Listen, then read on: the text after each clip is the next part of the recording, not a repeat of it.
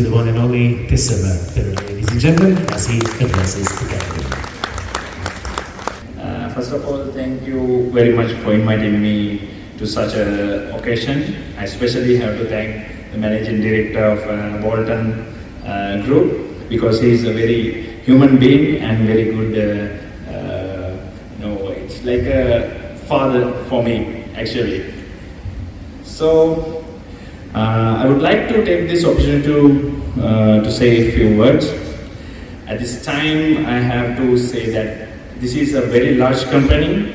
I have visited this company while I was in Bangladesh. It is a large company. I saw the products there, and they are very good quality and good technology. I wish you well for coming for Sri Lanka, and my heartfelt wish is to reach the highest place. And I will say a few words in Sinhalese.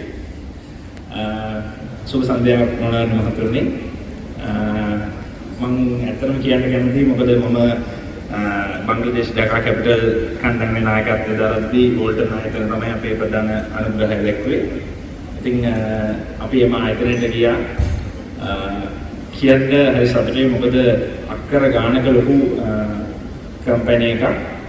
ඉතින් අපි ක්‍රීඩකයෝ වශයෙන් මම හිතන්නේ මම ගිහිලා තියෙන first time එවැනි විශාල කම්පැනි එකකට.